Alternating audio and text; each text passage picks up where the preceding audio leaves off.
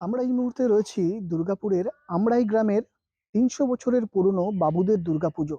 আর সেই পুজোয় মহত্ব রয়েছে সেটা হচ্ছে তাল পাথার পুঁথিতে সেই মন্ত্র পাঠ করা হয়, যা মহিষের রক্ত দিয়ে করা।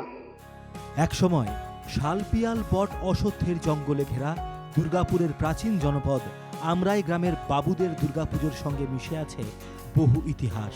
প্রায় ৩০০ বছরের প্রাচীন এই পুজো। দুর্গাপুরের আমরাই গ্রামের চট্টোপাধ্যায় পরিবার তখন জমিদারিত্ব পেয়েছে।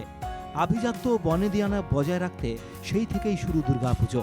শোনা যায় একসময় শাক্ত মতে মহিষ বলি দিয়ে মা দুর্গার আরাধনা হতো এখানে। তবে সময়ের সঙ্গে সঙ্গে পরিবর্তন এসেছে পুজোর আচার নিয়মেও। বহুকাল আগেই বন্ধ হয়ে গিয়েছে মহিষ বলির প্রথা। দুর্গা এখানে পূজিতা হন বৈষ্ণব মতে।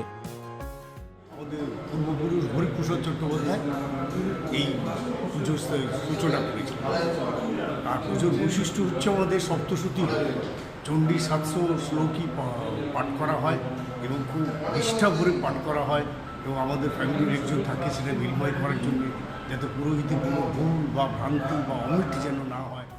চ্যাটার্জিদের প্রাচীন পুঁথি মহিষের রক্ত মেশানো কালি দিয়ে লেখা পালি ভাষায়। তালপাতার পুঁথিতে সেই পালি ভাষার চণ্ডী মন্ত্রেই হয় দেবী দুর্গার পুজো। শোনা যায় একবার পুরোহিত মন্ত্রোচ্চারণে করেছিলেন দক্ষিণে গণেশায় নমঃ বলে। সেই থেকে গণেশ থাকেন পুরোহিতের ডান দিকে। বাবুবাড়ির পুজোয় সবচেয়ে বড় রীতি সন্ধি পুজোর সময় সপ্তশতী মহাযজ্ঞের আয়োজন। আমাদের সন্ধি ভোগ যেটা হয় সেটা মোটামুটি আমাদের উনুনের উপরে থাকে,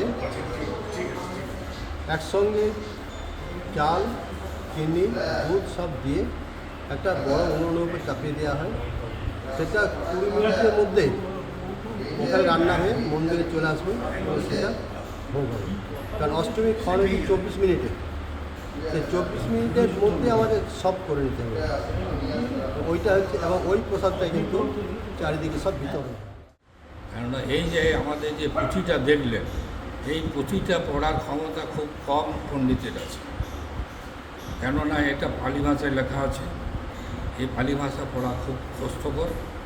ইনি আছেন, ইনি ওনার পরে উনি এসছেন এখানে আমাদের, এবং উনি এটাকে সমাধান করেছেন। তার আগে আরও ২-৩ জন এসছেন।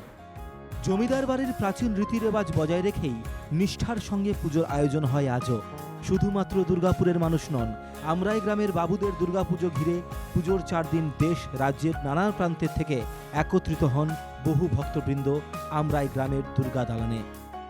৪ দিন এই পুজো যারা পরিবারের সদস্যরা জানাচ্ছেন, চট্টোপাধ্যায় পরিবারের তারা যারা জানাচ্ছেন, তাদের বংশ পরম্পরায় যেরকমভাবে এই পুজো করে আসতেন সেই রীতি মেনেই কিন্তু এখনো এই পুজো করা হয়।